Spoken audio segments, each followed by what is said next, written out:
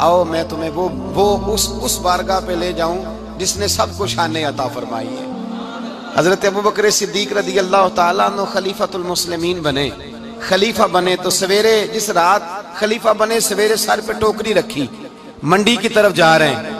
حضرت عمر فاروق رضی اللہ تعالیٰ عنہ مولا علی شیر خدا کو کسی نے بتایا کہ وہ تمہارا خلیفہ تو جا رہا ہے مزدوری کرنے، وہ تو جا رہا ہے کمائی کرنے۔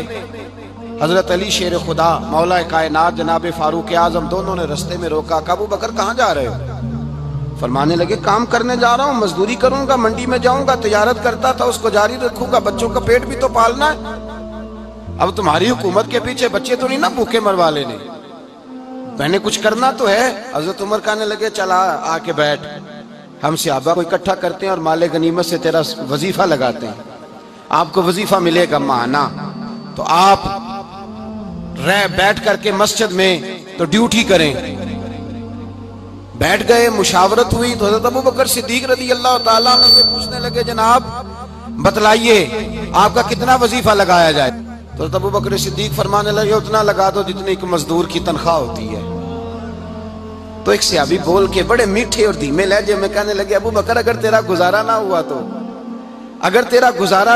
حضرت ابوبکر صدیق فرمانے لگے اگر میرا گزارا نہ ہوا تو میں مزدوروں کی تنخواہوں میں اضافہ کر دوں گا، اگر مزدوروں کے گھر جلنے لگیں گے تو میرا بھی چلے گا، میں ان کی تنخواہیں بڑھاؤں گا صرف اپنی۔ تو مزدور کے حقوق کا تعین کیا۔ سب سے پہلے تو میرے نبی پاک علیہ السلام نے منع فرمایا، جس کو مزدوری پر رکھو پہلے اس کے ساتھ اجرت طے کرو۔ حضور صلی اللہ علیہ وسلم نے فرمایا جب تک اجرت واضح نہ ہو جاؤ کسی کو کام پر، جب تک اجرت واضح نہ ہو جائے، مکمل نہ ہو جائے کہ کیا دینا ہے، طے کریں۔ کیا لوگے جو جناب دے دیں گے لے لوں گا، شریعت اس کو پسند نہیں کرتی، محبوب نہیں رکھتی۔ پہلے اس کے ساتھ پہلا حق مزدور کو یہ دیا کہ اس کی اجرت پہلے، بولیے اجرت پہلے اجرت طے ہوگی، یہ پہلا حق ہے۔ اور مزدور کا دوسرا حق کیا بیان کیا میرے نبی پاک نے؟ فرمایا جب، اور یہ ایسی اعلیٰ بات ہے کہ جتنے حقوق لکھنے والے ہیں نا، جتنے بین الاقوامی سطح پر انسانی حقوق کا چارٹر بنانے والے ہیں، وہ کہتے ہیں کہ یہ ایسا نقطہ حضور نے بیان کر دیا ہے کہ اس سے آگے کو بڑھ ہی نہیں سکتا، یہ ایسی بات ہے کہ جس کی شرح بھی کوئی نہیں کر سکتا۔ میرے حبیب کریم علیہ السلام نے فرمایا پہلے طے کرو، اور کیا خوبصورت لفظ ہے، قانون بنا دیا۔ فرمایا جب مزدور مزدوری کر لے تو اس کا پسینہ خشک ہونے سے پہلے اسے ادا کر دینا، اس کا پسینہ خشک ہونے سے پہلے اسے اس کی مزدوری دے دو۔ ایک صحابی اپنے خادم غلام کو مار رہے تھے تو میرے نبی پاک تشریف لائے، فرمایا کیوں اسے مار رہا ہے؟ حضور غلطیاں بڑی کرتا ہے۔ تو نبی پاک نے فرمایا جتنا تجھے اس پر اختیار ہے نا، اس سے کہیں بڑھ کر میرے رب کو تیرے اوپر بڑا اختیار ہے۔ کہا حضور یہ بڑی غلطی کرتا ہے، میں آخر کتنا معاف کروں؟ تو حضور نے فرمایا اتنا معاف کر جتنا میرا رب تجھے معاف فرماتا ہے۔ پتہ ہے تیری صبح سے لے کر شام تک کتنی کوتاہیاں ہیں، درگزر کا حکم دیا۔ پہلا حق یہ دیا مزدوری طے کرو، دوسرا حق یہ دیا پسینہ خشک ہونے سے پہلے ادا کرو، تیسرا حق یہ دیا کہ اس سے درگزر کرو، غلطی ہو جائے تو درگزر کرو۔ تو یا رسول اللہ مزدوری کتنی دیں؟ میرے نبی پاک بخاری مسلم حضور سید عالم صلی اللہ علیہ وسلم نے فرمایا مزدور کا حق بیان کیا نبی پاک نے، اور ایک بات ارشاد فرمائی تو اس کے اندر کئی پہلو، ایک حدیث میں کئی پہلو بیان فرمائے۔ حبیب پاک نے فرمایا جیسا تم کھاتے ہو ویسا ہی اسے، بھئی بس ختم ہو گئی بات۔ اتنی بڑی بات کر دی سرکار نے۔ کبھی دیکھا ہے آپ نے کہ مزدور کو ایسے کھلایا جا رہا ہو جیسا مالی کھا رہے ہیں؟ حضور نے فرمایا بھئی مزدوروں کا حق یہ ہے کہ جیسا تم نے کھانا ہے ویسا اسے کھلانا ہے، اور فرمایا جیسا تم نے پہننا ہے ویسا اسے پہنانا ہے۔ اور پھر میرے حبیب کریم علیہ السلام نے ارشاد فرمایا اس کی ہمت سے بڑھ کر تم اس پر بوجھ نہیں ڈال سکتے، جتنا کام وہ کر نہیں سکتا اتنا تم اسے دے نہیں سکتے۔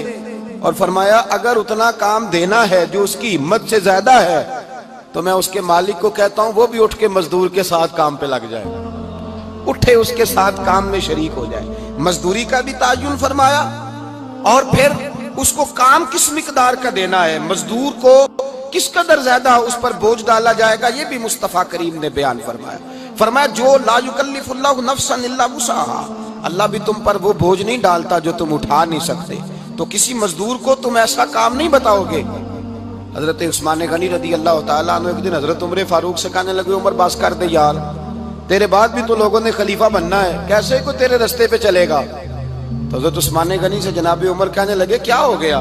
آپ فرمانے لگے کل میں دیکھ رہا تھا کہ لوگ باغ میں مزدوری کر رہے تھے اور آپ امیر المومنین ہو کے ان کا ہاتھ بٹا رہے تھے، ہاتھ بٹا رہے تھے۔ تو حضرت عمر کہنے لگے بوڑھے تھے، بیمار تھے، مزدوری کر رہے تھے تو پسینہ بہہ رہا تھا، کیا ہو گیا اگر تھوڑا سا میں نے ساتھ دے دیا؟ حضرت جناب سیدنا فاروق اعظم یہ لفظ کہتے ہوئے رو پڑے۔ آپ فرمانے لگے میں کسی بادشاہ کا شہزادہ نہیں، میں بھی اسی باپ کا بیٹا ہوں جو اونٹ چرا کے گزارا کیا کرتا تھا۔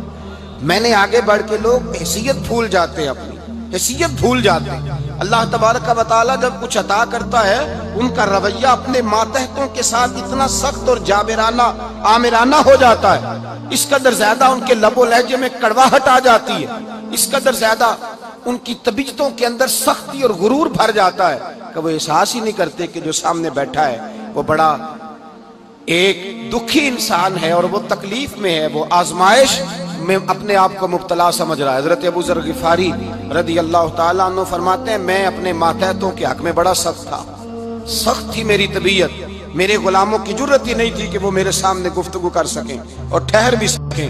فرماتے ہیں جس دن میں کلمہ پڑھنے گیا، جس دن میں حضور کی بارگاہ میں، تو میں نے کہا حضور کوئی خاص نصیحت؟ تو نبی پاک نے فرمایا میری نصیحت تیرے لیے یہ ہے کہ جیسا تو نے کھانا ہے ویسا ہی غلام کو کھلانا ہے، جیسا تو نے پہننا ہے ویسا ہی غلام کو پہنانا ہے۔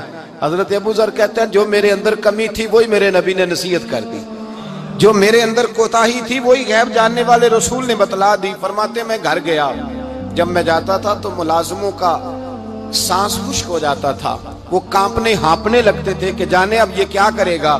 حضرت ابو ذر غفاری فرماتے ہیں میں گیا، ایک شخص سے میں نے کہا کھانا پکاؤ، کھانا پکایا، دسترخوان پہ لگایا اور اپنے سارے ملازموں کو کہا آؤ یار میرے ساتھ بیٹھ کے روٹی کھاؤ، آؤ سارے میرے ساتھ بیٹھ کے کھانا کھاؤ۔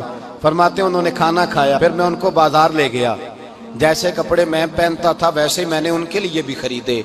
فرماتے ہیں میرے غلام کہنے لگے آقا خیر تو ہے نا، خیریت تو ہے نا، کیا ہوا؟ مزاج مبارک تو ٹھیک ہے، کیا ہو گیا؟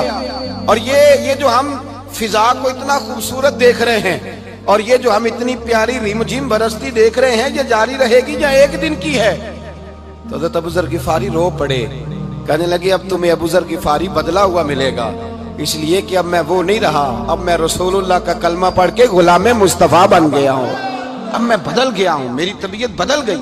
غلاموں کے حق میں حضرت مولا علی شیر خدا غلام کو لے کر کے گئے دکان پر، حضرت مولا علی غلام کو لے کر گئے کپڑے کی دکان پر، 2 جوڑے خریدے، ایک کم قیمت کا ایک زیادہ قیمت کا، ایک کم قیمت کا ایک زیادہ قیمت کا، 2 جوڑے خریدے۔ جب واپس لوٹے تو غلام سے کہنے لگے تو اپنا لے لے۔